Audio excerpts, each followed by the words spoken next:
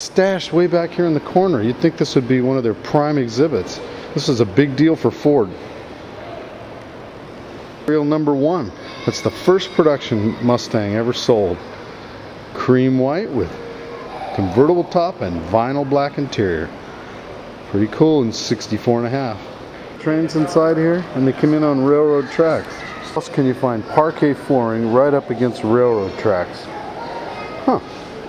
The museum now, the Henry Ford Museum of Transportation and Americana, or at least part of Americana. We're going to do a little subplot here. This is people that decide to take their kids to any of these museums. You know what, I have news for you. Your kids don't care. I've been watching them and observing them. In fact, they hate it. Leave them home. I know that's counter, and all you women are having a cow. They really don't want to be here. They don't give a shit about these cars. They don't care about airplanes. They don't care about any of this really cool stuff that we care about. Alternatively, why don't we have an adults only day so I don't have to step over these little SOBs or have them crash into me. Insensitive. Little boy, he's fascinated by the museum. He's actually fascinated by the radiators. We're going to do a couple minutes of little kids that wish they weren't here.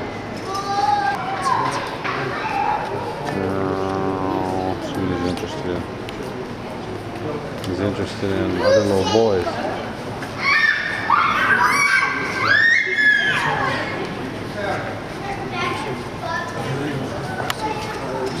The other way, hippie.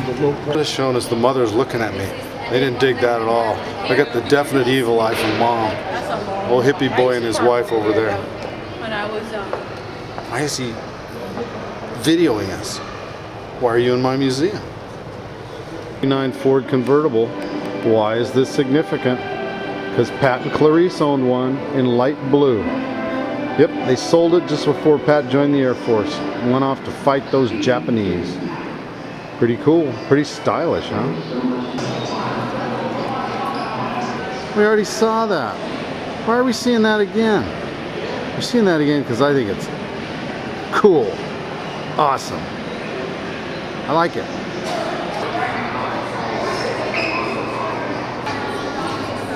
Okay, we remember Buckminster Fuller and the geodesic dome house and the Dymaxion car. The guy was an awesome inventor, thought of all kinds of really different ideas and neat stuff. Well, he built a house here I'd never heard of before called the Dymaxion House. The idea was that at the end of World War II, we were all ramped up to build aluminum airplanes. We'd take that technology and build an aluminum house.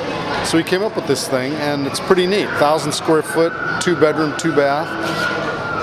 But it didn't happen. I think it's a little too radical. People go from wood frame to aluminum monocoque construction.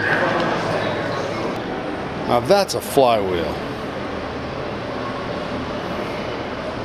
That's a big old flywheel. Steam section now. Oh boy. Giant engines and motors and stuff. The electric motor, they had to have a way to run all these machines in a machine shop. So you had a big factory with a bunch of little machines lined up, but no electricity, no electric motors to run them. So what did you do? Giant steam engine with a boiler behind it, and it turned a big wheel. And the big wheel turned to pulleys. And the pulleys went up here overhead and ran rows of pulleys, and then each one had a pulley down to its little machine that it ran. All these open belt pulleys, I know what Pat Therian would say. He'd tell you, he loved telling me gore stories. He'd tell me about all the guys he met with no fingers, or 2 fingers, or 4 fingers. Because you know somebody got caught in those things. I didn't see any guards, do you? I don't think anybody cared in the 19th century. They just hired another guy. What is it? It's the biggest steam engine Richie's ever seen. Up here, this is where the Captain Kirk of the 19th century, early 20th century drives. There's the wheel, Scotty. There's the other wheels. That all the way there, I don't know how far that is, like 40 feet. That's a cylinder with a